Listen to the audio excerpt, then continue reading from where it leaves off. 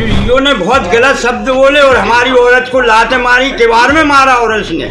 जो ऐसा होता पढ़ा लिखा आदमी ऐसी लात मारेगा कोई अगर नहीं है घर में तो। कह रहा हम इसको पटकुआ देंगे, ठेकेदार से कह रहे पुलिस ले आओ पटकुआ इसको मकान को। ये सब अवैध कब्जा है यहाँ जितने है। ठेकेदार और यो इस समय दोनों हैं दबंग, दोनों किसी की नहीं सुनते हैं। ये कहते हैं हमारे ऊपर राजनीति लोगों का हाथ रखा हुआ। नारी सशक्तिकरण योगी जी के और मोदी जी के चल रहे अभियान को ठेंगा दिखाया है। गाली गलौज करने लगे और लाते मारे गेट में। एडवोकेट संजय कुमार निरंजन।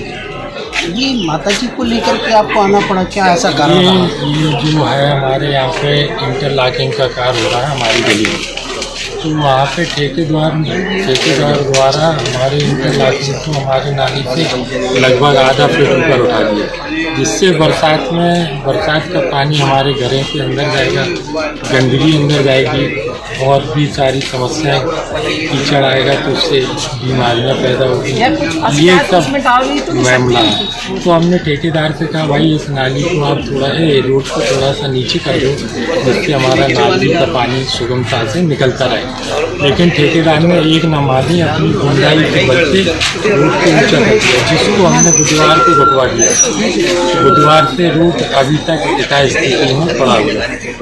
तो ये ठेकेदार कौन है और आपने किन लोगों के खिलाफ ये एप्लीकेशन दी है? मैं कल उड़ई गया हुआ था, मैं इनकम टैक्स का एडवोकेट हूँ, तो मेरी तारीख लगी हुई थी। तो मेरी माता जी ने बताया कि नगर पालिका ईओ और ठेकेदार अमित उपाध्याय जी हमारे घर पे आए, किवाड़ों में लाते थी और धक्का मुक्की की।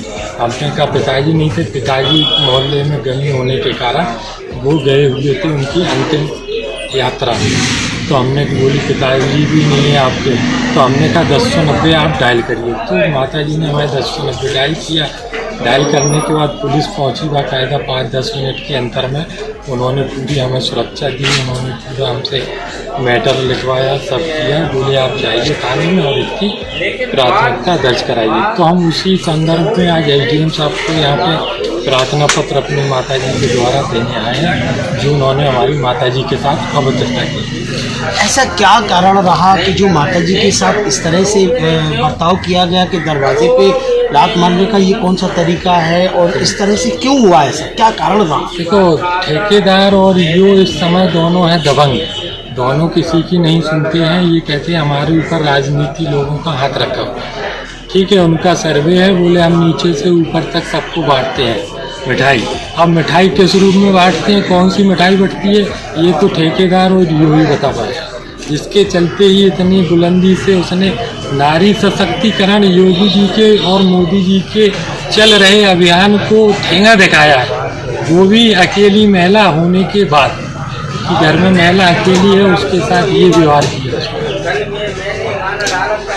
मेरा ख्याल है कि इस पार्टी को तो शायद आप भी पसंद करते होंगे, क्योंकि इस वक्त जो सरकारें जो काम कर रही हैं वो तो बहुत अच्छा कार्य चल रहा है। और इसके बाद इस तरह से ये दबंग, आपने जैसे बताया कि वो बड़ा उनका प्रभाव है, बड़ा किसी राजनीतिक पार्टियों का है, तो तमाम सारी चीज़ें आप राजनीतिक पार्टियों से इस बात से स्पष्ट होता है, क्योंकि जब वो कहता है कि हम इसकी मिठाइयाँ सभी जगह बांट रहे हैं, मिठाइयों का मतलब क्या होता है भाई? सबका नीचे से ऊपर तक मुंह मीठा हो रहा है। आपने गुणवत्ता विहीन रोड डाला है, हम शुरू से इसकी शिकायत कर रहे हैं।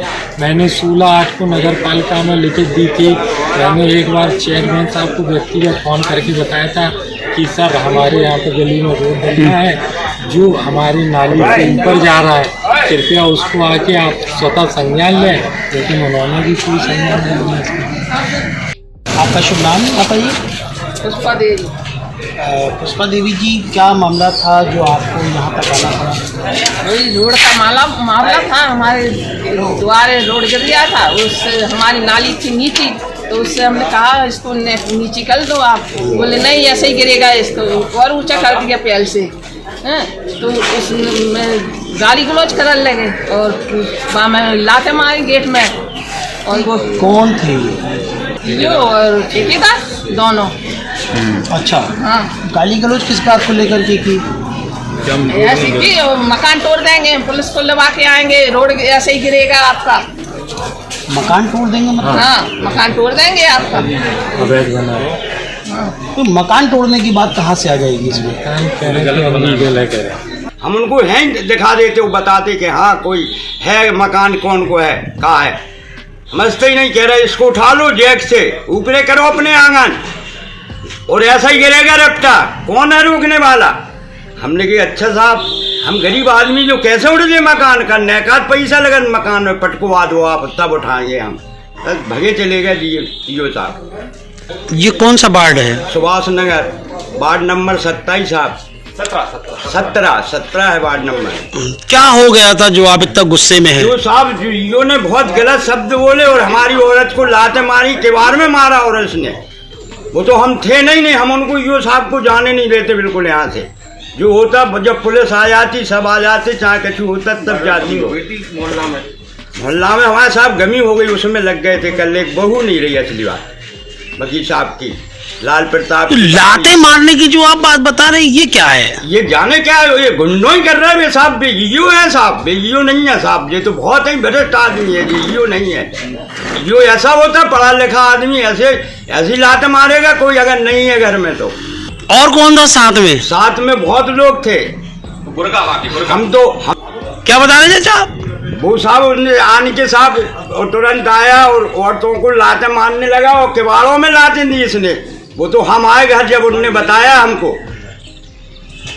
अरे तब हम लोगों ने कही कि अब आंदोलन को जब देखें कैसे ये को है यो कैसे मकान तोड़ रहा है। कह रहा हम इसको पटकुआ देंगे, ठेकेदार से कह रहे पुलिस ले आओ पटकुआ इसको मकान को। ये सब अवैध कब्जा है यहाँ जितने है, ये सही नहीं है बिल्कुल। छड़ी आपकी उम्र क्या है? हमारी 70 साल की। कब से रह रहे हैं आप यहाँ?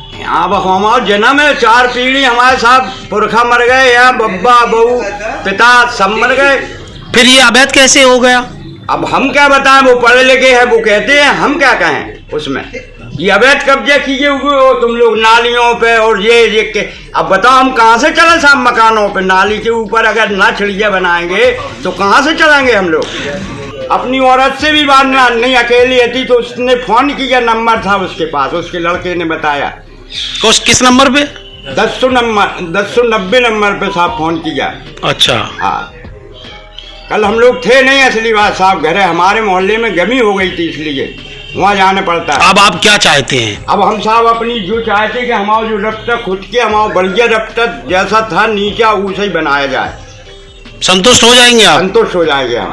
फिर तो आप नहीं कहेंगे कि वो नहीं, कभी नहीं कहेंगे, कोई बात नहीं कहेंगे कोई नहीं। वो दीवार में किवाड़ों में लात मारना और वो नहीं, हम उनसे बस वो मुकदमा थोड़ी हम वापस लेंगे, मुकदमा तो चलता रहेगा जी साहब। उसने ये कही कैसे, अब तक करी कैसे, उसको सजा मिलना चाहिए। वो गलती मनावे आन के यहाँ इतने लोगों में, सब लोगों में, जैसे उसने वचन किए ऐसे गलती मनाए वो आन के लोगों में, सबके सामने।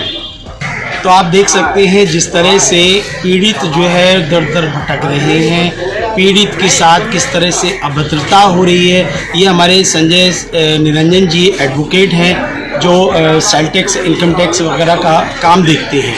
अब इनकी माता जी के साथ इस तरह का गंदा व्यवहार कर लेना, ये तो मुझे समझ नहीं आता। हालांकि ये जांच का विषय है, क्योंकि इसमें इस तरह के जो इन्होंने आरोप लगाए बड़े गंभीर आरोप हैं। अब इस पर क्या वो अपनी सफाई में बताते हैं उच्च अधिकारियों तक, बहरहाल ये उनकी जांच के बाद ही पता चलेगा। मैं न्यूज़ टाइम नेशन से अली जावेद। सब्सक्राइब करें आपका अपना चैनल न्यूज़ टाइम नेशन और हर खबर सबसे पहले पाने के लिए बेल आइकॉन जरूर दबाएं। और हाँ, खबरें पसंद आ जाएं तो लाइक और शेयर करना ना भूलें।